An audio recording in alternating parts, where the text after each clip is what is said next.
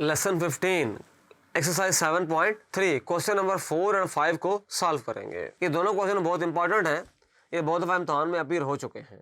Find the number z, एक number find करना है जो कि z है। So that the triangle with vertices, vertex दिए हुए ए बी और सी दिए हुए is a right angle triangle at angle C. अच्छा, इसकी रफ से स्केच ड्रॉ कर लेते हैं पहले, ताकि हमें ज़रा सॉल्व करने में आसानी हो जाए।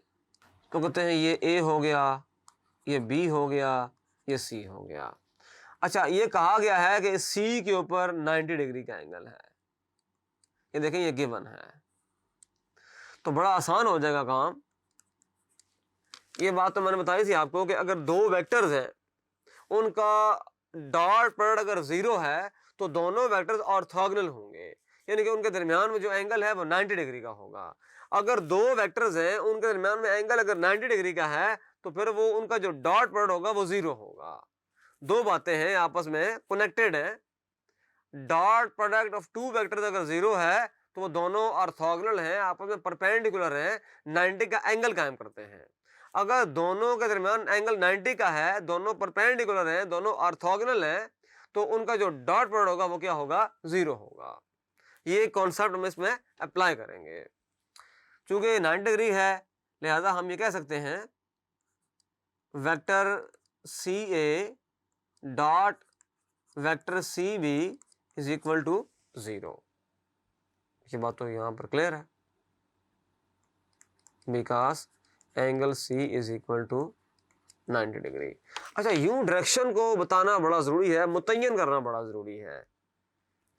सी ए और सी बी इनिशियल पॉइंट ये है, दोनों यूं निकल रहे हैं। बी सी और बी ए सी का आ जाएगा तो ठीक नहीं होगा। वो देखें यहां पर आ रहे हैं, इन दोनों का जाना जरूरी है, आना जरूरी नहीं है। डॉट के लिए जाना जरूरी है, तो ये बात आपने माइंड में रखनी है। अच्छा, अब सी ए वेक्टर फाइंड करते हैं। नाउ सी ए वेक्टर होगा ओ ए माइनस ओ सी। ओ ए का मतलब ये है कि ए पॉइंट जो है, तो 1 -1 0 0 2 z। क्या आंसर आएगा? 1 - 0 1, -1 -2 -3, 0 - z -z। यह हमारे पास वेक्टर आ गया सी ए। अब फाइंड करेंगे C B. Also C B position vector of B minus position vector of C. तो बी वेक्टर लिख दें -2 2 1, और यहां लिख दें सी 0 2 z 0 2 z। तो -2 -0 -2 2 -2 0 1 z। तो ये आ गया सी ए, ये रहा, और सी भी ये आ गया। नाउ अच्छा, सी ए जो है उसका डॉट लेंगे सी बी के साथ, वो 0 आएगा। तो इसका ला मुहाला मतलब ये हुआ कि पहला कंपोनेंट है सी ए का 1, इसका है -2, दोनों को मल्टीप्लाई कर दें 1 × -2 प्लस इसका कंपोनेंट है -3, इसका 0, तो -3 0 प्लस इसका कंपोनेंट है z -z, और यहां है 1 - z z, ये 0 आ गया। अब सिंप्लीफाई करना बिल्कुल आसान काम है। -2 -0 plus z 1 - z equal to 0। तो ये हल करेंगे तो ये आएगा -2 plus z minus z square equal to 0। अच्छा, माइनस कॉमन लिया जाएगा तो 2 - z plus z square equal to 0, minus 0 के साथ कैंसिल कर दिया जाए तो ये चीज़ ऑर्डर में आ जाती है जेड स्क्वायर माइनस जेड प्लस 2 इक्वल टू 0। अच्छा 1 कामा माइनस 1 0 है ए, बी जो है माइनस 2 कामा 2 कामा 1 है, 0 2 जेड है। तो 1 माइनस 1 0 लिखेंगे, 0 2 जेड लिखेंगे, तो 1 minus 0 1 minus 1 minus 2 minus 3 minus Z, ये तो ठीक हो गया। सी बी आ जाएगा, सी बी होगा O B minus O C, O B minus 2 2 1 0 2 z आ गया, minus 2 minus 0 minus 2 2 minus 2 0 1 minus z आ जाएगा। तो ये बड़ा आसान हो गया। तो 1 इंटू माइनस 2 आ गया, माइनस 3 इंटू 0 0 आ गया, माइनस जेड था यहाँ पर और हमने यहाँ पर जेड लिख दिया था, तो ये मिस्टेक हुई हमारे से। कैलकुलेशन में मिस्टेक नहीं करनी होती, हमने बड़ा ध्यान से चलना होता है। जब मिस्टेक हो जाएगी सारा जो है वो गड़बड़ हो जाएगा, आंसर ठीक नहीं आएगा। तो माइनस जेड है यहाँ पर, तो यहाँ पर क्या है फिर माइनस जेड है, और यहाँ पर क्या है माइनस जेड, और ये प्लस जेड स्क्वायर होगा। अब माइनस कॉमन लेने की जरूरत नहीं है यहाँ पर, इसको लिखेंगे ऑर्डर में Z square minus Z minus 2 equal to 0।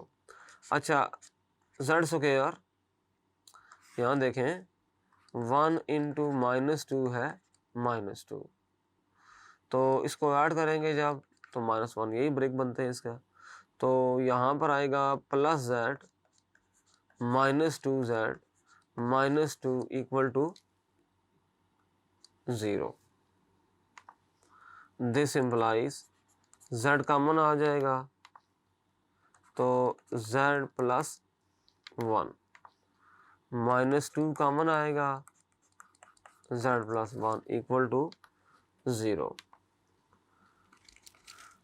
तो z plus 1 z minus 2 equal to 0, तो z plus 1 equal to 0, z minus 2 equal to 0, z equal to minus 1, z equal to 2।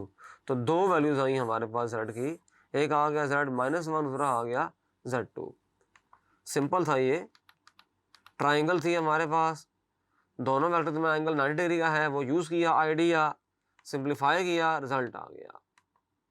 अच्छा अब इसके अंदर हम ये करेंगे कि लेट करेंगे, लेट v वेक्टर है तो एक्स आई प्लस वाई जे प्लस जेड के रखेंगे इसको। अच्छा पहली कंडीशन है v डॉट आई, दूसरी कंडीशन है v डॉट जे, तीसरी कंडीशन है v डॉट के।